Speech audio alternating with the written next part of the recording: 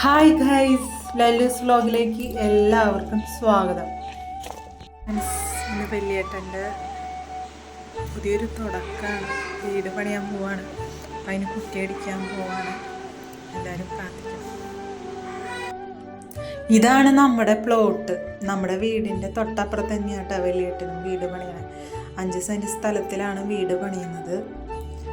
അപ്പോൾ മണ്ണൊക്കെ നിരപ്പാക്കി സെറ്റാക്കിയിട്ടാണ് വെച്ചിരിക്കണത്. ഇന്ന് നമ്മൾ കുറ്റിയടിക്കാൻ പോവാണ്. വാസ്തുപ്രകാരം ആശാരി വന്ന് നോക്കും, എൻജിനീയർ വരും. എന്നിട്ട് നമ്മൾ കുറ്റിയടിക്കാൻ പോകുന്നത് കേട്ടോ. ആദ്യം തന്നെ എന്ത് ചെയ്യുമ്പോഴായാലും നമ്മുടെ മാതാവും ദൈവമൊക്കെ നമ്മുടെ കൂടെ വേണ്ടേ. എന്ത് ചെയ്യുകയാണെങ്കിലും എൻ്റെ മോൻ്റെ കുറ്റിയടിയാണ് ഇന്നത്തെ ദിവസം. നല്ല 10 മണിക്ക് നല്ല ക്ലിയറായിട്ട് വരട്ടെ. ദൈവത്തിൻ്റെ തീരുമാനത്തോടുകൂടി നന്മനത്തോടുകൂടി വന്ന് ഘടിപ്പിച്ച് വേഗം പോട്ടെ. ദൈവത്തെ കർത്താവേ കാത്തി രക്ഷിക്കണേ. എൻ്റെ മക്കൾക്ക് ഒരു കുഴപ്പമില്ലാണ്ട് ഭംഗിയായിട്ട് പോകണം. ദൈവത്തിൻ്റെ അനുഗ്രഹത്തോടുകൂടി.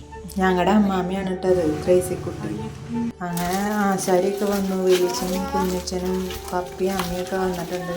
പിന്നെ നമ്മുടെ വീട്ടുകാരാണ് കുറ്റിയടിക്ക്. നമ്മളങ്ങനെ അധികം ആരും വിളിച്ചിട്ടൊന്നും ഇല്ലാട്ടോ.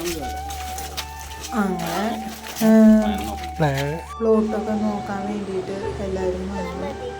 കുറ്റിയടിക്കുന്നതിന് മുമ്പ് വാസ്തുപ്രകാരം ആശാരി സ്ഥലം നോക്കിയപ്പോൾ അളവ് കറക്റ്റ് അല്ല എന്ന് പറഞ്ഞു. അപ്പോൾ അത് കാരണം അളവിൽ ചേഞ്ച് വരുത്താമെന്ന് പറഞ്ഞു. എങ്കിൽ അളവ് കൂട്ടുകയോ കുറയ്ക്കുകയോ വേണമെന്നൊക്കെ പറഞ്ഞിട്ട് അങ്ങനെ എല്ലാവരും ഒരുമിച്ച് ആശാരി എഞ്ചിനീയറും കൂടി ഇരുന്നിട്ട് അളവ് കൂട്ടി. എന്നിട്ട് നമ്മൾ പരിപാടിക്ക് തുടക്കം കുറിക്കാനായിട്ട് പോയി. അമ്മാമ്മ കുറേ നേരം തിരിച്ചു. പിന്നെ കിണ്ടിയിൽ വെള്ളം വെക്കണം. പിന്നെ അതുപോലെ തന്നെ വെറ്റില, അടയ്ക്ക, പിന്നെ അതിൽ 1 രൂപ വെക്കും കേട്ടോ.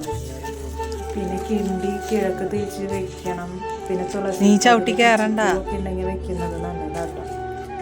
എനിക്കിതിനെ പറ്റി വലിയ വിവരമൊന്നുമില്ല. മുതിർന്ന ആൾക്കാരും ആശാരിയും ഒക്കെ പറഞ്ഞു കേട്ടിട്ട് ചെയ്തിട്ടുള്ളതാണ്. അങ്ങനെ അമ്മാമ്മയ്ക്ക് അങ്ങനെ നടക്കാൻ വയ്യാത്തതൊക്കെ. എന്നാലും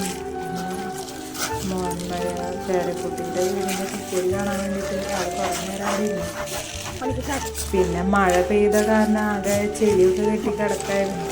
ചാക്കൊക്കെ ഇട്ട് അഡ്ജസ്റ്റ് ചെയ്തിട്ടാണ് അവിടെ കയറിയത്. നന്നായിട്ട് വെയിൽ അങ്ങനെ ഇപ്പോഴും ഇല്ലല്ലോ. ഇവിടെയൊക്കെ മഴ പെയ്യുന്നു, മഴ തോന്നുന്നു, അങ്ങനെയൊക്കെ അല്ലേ. അങ്ങനെ നമ്മൾ തെളിച്ചു. കിണ്ടിയിൽ വെള്ളം നിറച്ചു. അടക്കി വെറ്റിലയും 1 രൂപയും വെച്ചു. പിന്നെ നാളികേരമൊക്കെ പൊളിച്ചു. അങ്ങനെ എല്ലാം നാളികേരമൊക്കെ കറക്റ്റായിട്ടാണ് പൊളിക്കുന്നത്. ഫോട്ടോ എടുക്കാൻ പറ്റിയില്ല. ആശാരി പറഞ്ഞ നല്ല ഇതാണ്, ലക്ഷണമാണ്. കിണ്ടി വെച്ചതായാലും തുളസി കതിൽ വെച്ചതും വളരെ ഒക്കെ നല്ല ലക്ഷണങ്ങളാണ്, കുഴപ്പമൊന്നുമില്ല എന്നാണ് പറഞ്ഞത് കേട്ടോ.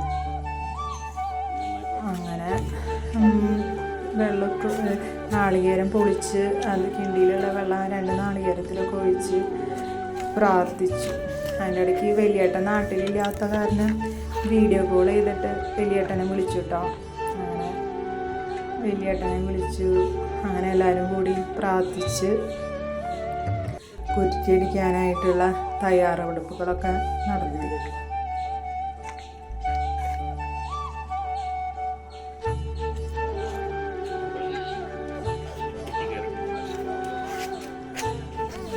നമുക്കറിയാം, ഒരു വ്യക്തിയുടെ ഏറ്റവും വലിയ ആഗ്രഹമായിരിക്കും സ്വന്തമായിട്ടൊരു വീട്.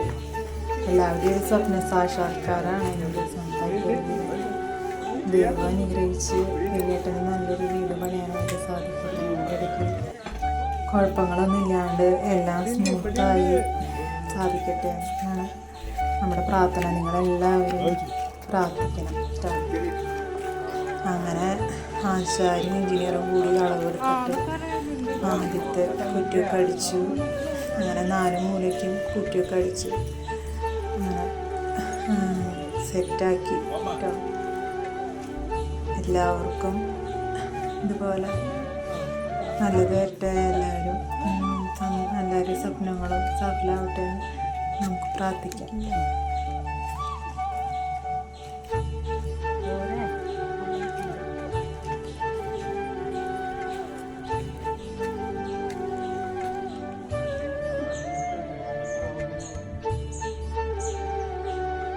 അങ്ങനെ ആദ്യത്തെ കുട്ടി ഉണ്ണിയേട്ടനാട്ടോ അടിച്ചത്.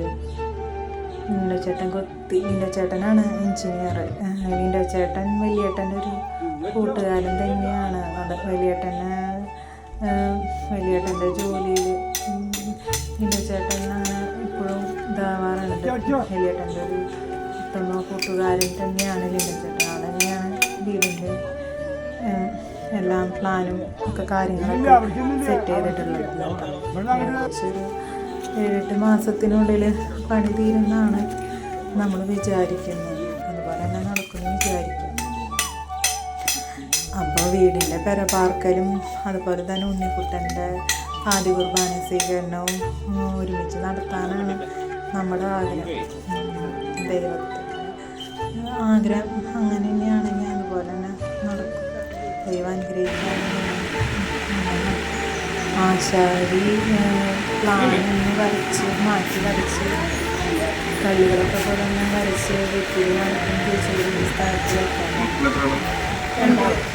വെച്ചിട്ട് വാസ്തുപ്രകാരം ഇപ്പോൾ പണി ഏകദേശം ആശാരി നമുക്ക് പറഞ്ഞു കൊടുക്കും. അടുത്ത മേടമാസം ആകുമ്പോഴേക്കും പണി കഴിയും. വിഘ്നങ്ങളൊന്നും ഉണ്ടാകുമ്പോൾ അത്യാവശ്യമായിട്ടുള്ള എന്നാണൊക്കെയാണ് ആൾ പറഞ്ഞത്.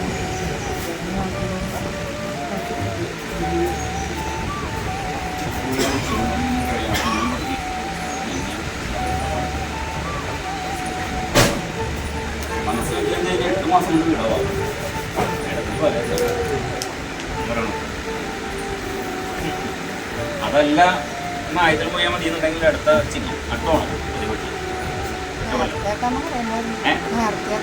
അങ്ങനെയാണെങ്കിൽ മേഡത്തിൽ വല്ലിച്ച 8 മാസം കൊണ്ട് വിടണം. ഇവരെ സംബന്ധിച്ചിടത്തോളം പുതിയ വീടുണ്ടാവുന്നുള്ള യോഗം തുടങ്ങാൻ പോവാം അടുത്ത വിഷു മുതൽ കഴിഞ്ഞാൽ മുതൽ. ആളെ സംബന്ധിച്ചിടത്തോളം ഇവിടെ പണി തുടങ്ങി കഴിഞ്ഞാൽ ജോലിയിൽ സാലറി എന്ത് ചെയ്യണം? സ്വന്തമായിട്ടാണോ അതോ കമ്പനിയിലാണോ? അങ്ങനെയാണെങ്കിൽ ആ അവിടെ വലിയ ജോലിയിൽ പ്രൊമോഷൻ അങ്ങനെ ശമ്പളം അപ്പോൾ കയറിയിട്ടോ? ഞാൻ പറയണത് വീട് പണി കഴിയുമ്പോഴേക്കും ജോലിയിൽ മാറ്റണം, ഫണ്ട് വരണമെന്ന് പറയാം. ഞാൻ അതല്ല, നിങ്ങൾക്ക് ഫണ്ടോടെ വരണം. ഇപ്പോൾ ലോണിനെ അപേക്ഷിച്ച് ലോൺ ഉടനെ സാങ്ഷൻ ആവണം.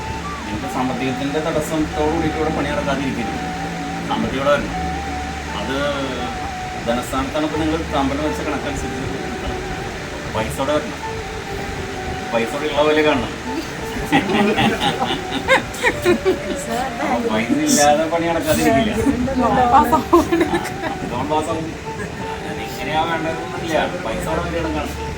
ചിലപ്പോൾ നിങ്ങൾ ആരെങ്കിലും സഹായം ചെയ്തിട്ടാവാം, ലോണാവാം, വിളിച്ചതാവാം. ഇങ്ങനെയോട്ടെ പൈസയോടെ വരണം. പണി അതുകൊണ്ട് പണിയാതെ നടക്കില്ല. പണി നടക്കാന്ന് ഞാൻ പറയുന്നത്. നമ്മളടുത്ത മേഡം വിഷു കഴിഞ്ഞാൽ പാലാഴ്ച, അടുത്ത മെയ് 15 മുന്നേ പാലാഴ്ച, ഏപ്രിൽ 14 ലിംഗാണ് ഞെട്ടണത്. പണ്ടിങ് മാത്രം നമ്മളുള്ള മെയിലെ, അതായത് ഇന്നലെ വിളിച്ചപ്പോ ജനുവരി ആകുമ്പോഴേക്കും തീർക്കാൻ പറ്റുമെന്നൊക്കെ ചോദിക്കില്ലായിരുന്നു. ഞാനൊരു സമയപരിധി പറഞ്ഞാണ്. നിങ്ങളെ സംബന്ധിച്ചിടത്തോളം വിഷു മുതൽ പുതിയ വീടുണ്ടാവും ആണ് നിങ്ങളുടെ യോഗം. ഏപ്രിൽ അപ്പോൾ ഏപ്രിൽ എന്ന് പറഞ്ഞാൽ മേടായി. മേടമാസത്തിൽ വിഷു തൊട്ട് മേടായി. ഏപ്രിൽ 14 തൊട്ട് അടുത്ത മെയ് 14 വരെ അത് മേടമാസം.